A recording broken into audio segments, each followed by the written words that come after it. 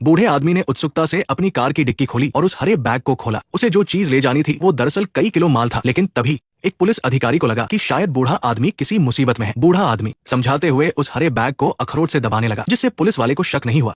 लेकिन पुलिस का कुत्ता लगातार भौंक रहा था। पुलिस वाले को लगा कि उसे टॉयलेट जाना है, इसलिए उसने ज्यादा ध्यान नहीं दिया। बूढ़ा आदमी जल्दी से अपनी गाड़ी में वापस आ गया और वहां से निकलना चाहता था। लेकिन तभी उसकी नजर डैशबोर्ड पर रखी हैंड क्रीम पर पड़ी। उसे एक आइडिया आया और उसने जल्दी से उसे अपने हाथों पर रगड़ लिया और फिर आराम से गाड़ी से नीचे उतरा। हे डॉगी, हे डॉगी, हे आ जाओ अच्छे लड़के। दरअसल हैंड क्रीम की महक ने सारी गंध छुपा ली थी। पुलिस वाला बार बार माफी मांगने लगा। बूढ़े ने हंसते हुए कहा कोई बात नहीं और बताने लगा कि उसके पास भी पहले एक लैब्राडोर था। थोड़ी बातचीत के बाद पुलिस वाला अपने कुत्ते को लेकर चला गया। हेलो दोस्तों, मेरा नाम डेविड है। आज मैं जिस फिल्म की बात कर रहा हूँ वो मेरे चैनल का पहला वीडियो था। उस समय मुझे ज्यादा व्यूज नहीं मिले थे, लेकिन किसी ने भी बुरा कमेंट नहीं किया था। आज हमारे लाखों सब्सक्राइबर्स हैं, इसलिए मैंने इसे दोबारा बनाने का फैसला किया, क्योंकि ये फिल्म वाकई बहुत ही शानदार और कमाल की है। ये न सिर्फ एक सच्ची घटना पर आधारित है, बल्कि इस फिल्म का असली किरदार काफी उम्रदराज था और हमारे लीड एक्टर ने अपनी बढ़ती उम्र में इस फिल्म को खुद डायरेक्ट किया और इसमें एक्टिंग भी की। तो चलिए बिना समय बर्बाद किए शुरू करते हैं फिल्म द म्यूल। कहानी की शुरुआत में एक रिटायर्ड फौजी अर्ल अपने बुढ़ापे में फूल उगाने का काम करता है। कभी कभी वो फ्लावर शो में जाता है और महिलाओं से बातें करता है। ये चीज उसकी आदत में शुमार हो चुकी है। देवियो, आप गलत फ्लोर पर आ गई है। तीसरा फ्लोर ब्यूटी एक्सपो का है। इस साल भी फ्लावर शो का गोल्ड मेडल अर्ल नहीं जीता। जब वो इस शो का सबसे बड़ा स्टार बना हुआ था, तब वो भूल गया कि आज उसकी बेटी की शादी का शुभ दिन है। भले ही ये उसकी दूसरी शादी थी, लेकिन इतने जरूरी दिन को भूलना ठीक नहीं है। दरअसल अर्ल ने हमेशा अपने काम को सबसे ऊपर रखा है और वो सालों से अकेला ही रह रहा है। बेटी अपनी शादी में बहुत उदास थी और उधर अर्ल एक बार में मजे कर रहा था। उसने बार में मौजूद सभी लोगों को एक एक ड्रिंक पिलाई। शादी का जश्न मनाने वालों को भी ड्रिंक दी। तभी उसे अचानक अपनी बेटी की शादी याद आई। देखते ही देखते कुछ साल बीत गए और इंटरनेट के आने से अर्ल कंगाल हो गया। उसके फार्म को बैंक ने जब्त कर लिया और उसके पास सिर्फ एक पुरानी गाड़ी बची और डिक्की में कुछ बेकार का सामान बचा था। इस बुरे वक्त में उसे आखिरकार अपने परिवार की याद आई। आज उसकी नातिन की शादी की पार्टी थी। अपने नाना को वहां देखकर नातिन बहुत खुश हुई, लेकिन उसकी बेटी का चेहरा तुरंत गुस्से से लाल हो गया। उसकी पूर्व पत्नी सब कुछ समझ गई। वो जानती थी कि अर्ल शादी के लिए नहीं आया है, बल्कि उसके पास जाने को कोई जगह नहीं है। कभी नातिन की शादी का खर्च उठाने का दावा करने वाला अर्ल आज बिल्कुल कंगाल था। बेटी उससे मिलना नहीं चाहती थी। पत्नी ने उसे खूब खरी खोटी सुनाई। सबके सामने बेइज्जत होकर अर्ल को चुपचाप वहां से जाना पड़ा। ब्राइड्समेड के एक दोस्त ने इस उदास बूढ़े आदमी को देखा और उसके पीछे बाहर आ गया। अर्ल की गाड़ी पर लगे स्टिकर को देखकर उस लड़के ने बात शुरू की तो अर्ल गर्व से बताने लगा कि उसने कई राज्यों में गाड़ी चलाई है और आज तक उसका एक भी चालान नहीं कटा है। ऐसे पुराने और बेहतरीन ड्राइवर मिलना मुश्किल है, इसलिए उस लड़के ने उसे एक काम के बारे में बताया, जिसमें बस कुछ सामान को एक शहर से दूसरे शहर पहुंचाना था और इसके बदले में उसे बहुत अच्छे पैसे मिल सकते थे। इस तरह अपनी नातिन को फिर से निराश न करने के लिए अर्ल गाड़ी चलाकर एल पासो पहुंचा और फोन पर बताई गई टायर की दुकान पर गया। वहां उसने अपना पहला काम लिया। दुकान में सभी लोगों के पास हथियार थे। वे अर्ल की गाड़ी को काटकर सामान छिपाने की सही जगह बनाना चाहते थे। अपनी प्यारी गाड़ी को काटे जाने की बात सुनकर ये फौजी बूढ़ा आदमी तुरंत भड़क गया। कोई भी इस गाड़ी को नहीं काटेगा। ये सुनकर आगे के सफर की जिम्मेदारी अर्ल ने खुद ली। उसका आत्मविश्वास देखकर उन्होंने उस पर एक बार भरोसा करने का फैसला किया। उन्होंने अर्ल को एक फोन दिया, जिससे वो किसी को कॉल नहीं कर सकता था, लेकिन उसे हर समय फोन उठाना था।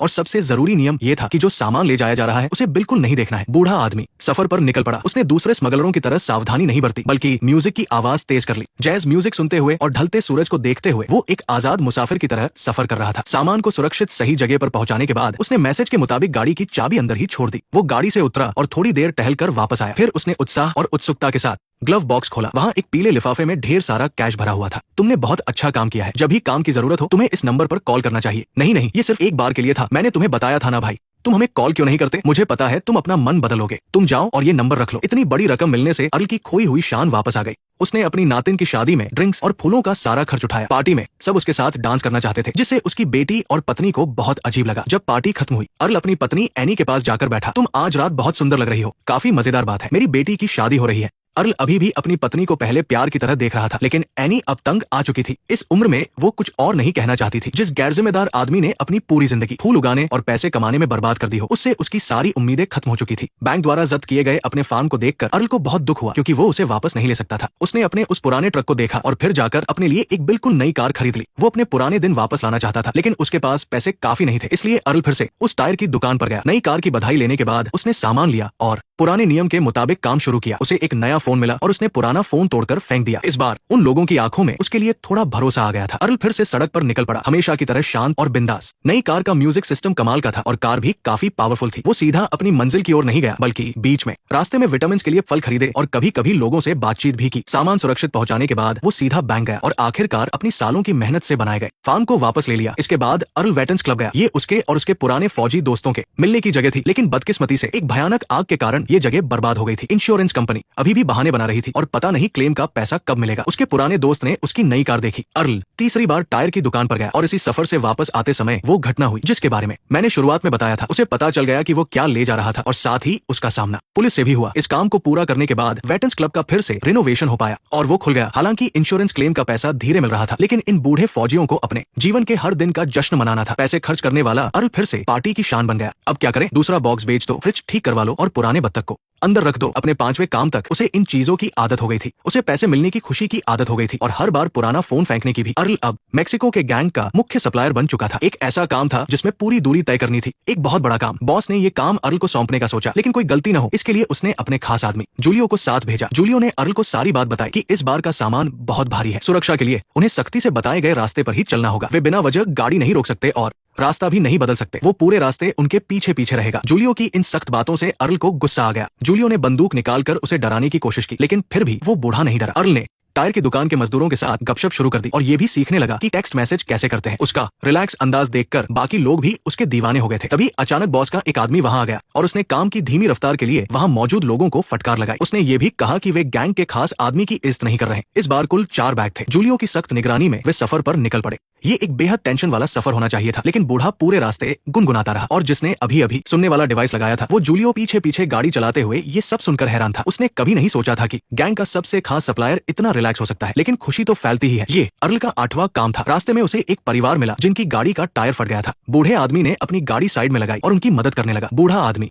एक तरफ उस नौजवान को डांट रहा था और दूसरी तरफ उसे बड़ी आसानी से स्पेयर टायर बदलना सिखा रहा था। उसकी इस हरकत से पीछे नजर रख रहा जूलियो बहुत परेशान हो गया। रास्ते में एक मोटल पर जूलियो गुस्से से पागल हो रहा था। उसने देखा कि अर्ल एक अनजान औरत के साथ अपने कमरे में डांस कर रहा है, जबकि बाहर गाड़ी में लाखों का सामान रखा था। उस रात अर्ल बड़े आराम से सोया, लेकिन जूलियो पूरी रात अपनी आंखें फाड़कर गाड़ी की रखवाली करता रहा। अगले दिन जब सफर फिर शुरू हुआ तो अर्ल ने नियम तोड़ते हुए रास्ता बदल लिया, लेकिन आखिरकार बिना किसी परेशानी के काम पूरा हो गया। जूलियो बहुत गुस्से में था। उसने रास्ते की सारी बातें बॉस को सच सच बता दी। बॉस ने थोड़ा सोचा और कहा कि अर्ल का अपना एक अलग तरीका है। जब तक सामान सही सलामत पहुंच रहा है उसे जो करना है करने दो। शायद यही बात उसे दूसरे सप्लायर से अलग बनाती है। दूसरी तरफ पुलिस को स्मगलर्स की सप्लाई लिस्ट मिल गई थी। लिस्ट में एक नए सप्लायर का नाम था जिसे सब पापा के नाम से बुलाते थे। उसने अप्रैल में कई किलो सामान पहुंचाया था, फिर अगले महीने भी बहुत सारा माल और उसके बाद उसने हैरान कर देने वाली मात्रा में सामान डिलीवर किया। चूंकि बॉस ने अर्ल को अपनी मर्जी से काम करने की छूट दे दी थी, इसलिए जूलियो को भी उसकी बात माननी पड़ी। उन्होंने साथ मिलकर पूरे अमेरिका का सबसे स्वादिष्ट सैंडविच खाया। बिल अर्ल ने दिया। ऐसा बिल्कुल नहीं लग रहा था कि वो काम कर रहा है, बल्कि वो तो रास्ते भर जिंदगी के मजे ले रहा था। लेकिन रेस्टोरेंट से बाहर निकलते ही एक मुसीबत आ गई। पुलिस ने जूलियो को रोक लिया और पूछताछ करने लगी कि 2 मैक्सिकन उनके छोटे से शहर में क्यों आए हैं। जूलियो भी कोई सीधा साधा इंसान नहीं था, वो भी गैंग का आदमी था, तो वो इतनी आसानी से कैसे हार मान लेता। जब माहौल काफी गर्म हो गया था तभी अर्ल पीछे से आराम से चलते हुए वहां आया। उसके इस तरह आने से जूलियो और उसका साथी और भी ज्यादा घबरा गए। वे हमेशा हमले के लिए तैयार थे, लेकिन जब दादाजी ने डिग्गी खोली तो उसमें से बस अभी खरीदे हुए कैरामल पॉपकॉर्न निकले। कुछ मीठी बातों के साथ उन्होंने वो पुलिस वाले को दे दिए और उसके दोनों हाथ भर गए। साफ दिख रहा था कि उसे मैक्सिकन लोग पसंद नहीं थे, लेकिन इस बूढ़े की बातों ने उसे ऐसा फंसाया कि वो उन्हें परेशान ही नहीं कर पाया। अर्ल ने इस तरह डिलीवरी के सारे रिकॉर्ड तोड़ दिए और इस रास्ते का सबसे बड़ा खिलाड़ी बन गया। बॉस ने खुद उसे मैक्सिको बुलाया और उसके लिए एक शानदार पार्टी रखी। सब जानते थे कि अगर ये दादाजी ना होते तो बिजनेस इतना अच्छा कभी नहीं चलता। पार्टी के बीच में दादाजी जूलियो से मिले। इतने दिनों साथ रहने के बाद अब वो इस लड़के को एक अलग नजरिए से देखने लगे थे। तुमने मुझे जिंदगी दी है। हाँ बिल्कुल। साइलेंस। हाँ बिल्कुल। जूलियो को ये बात बहुत अजीब लगी। वो इस जगह को अपना घर मानता था। एक वक्त था जब वो सिर्फ एक सड़क छाप गुंडा था, लेकिन बॉस ने उसे पनाह दी और एक पहचान और रुतबा दिया। दूसरी तरफ पुलिस का ऑपरेशन कभी नहीं रुका। उन्होंने एक के बाद एक कई ठिकानों को बर्बाद कर दिया, लेकिन दादाजी नाम का वो डिलीवरी वाला हमेशा उनकी पहुंच से बाहर रहा। पोती के ब्यूटी स्कूल के ग्रेजुएशन में दादाजी बहुत अच्छे से तैयार होकर पहुंचे, लेकिन बेटी उन्हें देखते ही उठकर दूर जाकर बैठ गई। दादाजी चुपचाप अपनी पुरानी दोस्त एनी के पास बैठ गए। उनके हाथ का सोने का ब्रेसलेट बहुत चमक रहा था। वो इन सालों की दूरी को मिटाना चाहते थे, इसलिए चुपके से अपनी पोती की पूरी फीस भर दी थी। ये बात पोती के अलावा किसी को नहीं पता थी। ठीक उसी वक्त बॉस के इलाके में एक खूनी खेल चल रहा था। जब वो रोज की तरह फायरिंग की प्रैक्टिस कर रहा था तो उसके ही नए भरोसेमंद आदमी ने उसे धोखा दे दिया। नया बॉस बनते ही उसने सबसे पहले जूलियो को बुलाया और साफ कह दिया कि बात मानोगे तो जिंदा रहोगे। इसके बाद उसके आदमियों ने दादाजी को पकड़ा और एक सुनसान जगह ले गए। उस गंजे आदमी ने नए नियम बताए। अब से डिलीवरी सही समय पर निकलेगी और सही समय पर पहुंचेगी। बिना पूछे कहीं रुकना मना है। इन नियमों का सख्ती से पालन करना होगा। उन्होंने दादाजी को सेल की लाश भी दिखाई जो पहले जूलियो के साथ काम करता था। अब से कोई उनके पीछे नहीं जाएगा, लेकिन अगर दादाजी ने नियम तोड़े तो खबरी किसी भी वक्त उनकी जान ले लेंगे। पर दादाजी को इन सबसे क्या फर्क पड़ता था। गाड़ी में बैठते ही उन्होंने फिर से मुस्कुराते हुए गाना गुनगुनाना शुरू कर दिया। पुलिस को एक खबरी के जरिए उस डिलीवरी वाले यानी दादाजी का रास्ता पता चल गया था। हेलीकॉप्टर और पेट्रोलिंग गाड़ियां सब निकल पड़ी। कोई भी शक वाली गाड़ी दिखने पर उसे तुरंत रोककर चेक किया जाने लगा। वहीं हमारा चैंपियन डिलीवरी वाला अपनी अगली ट्रिप पर था।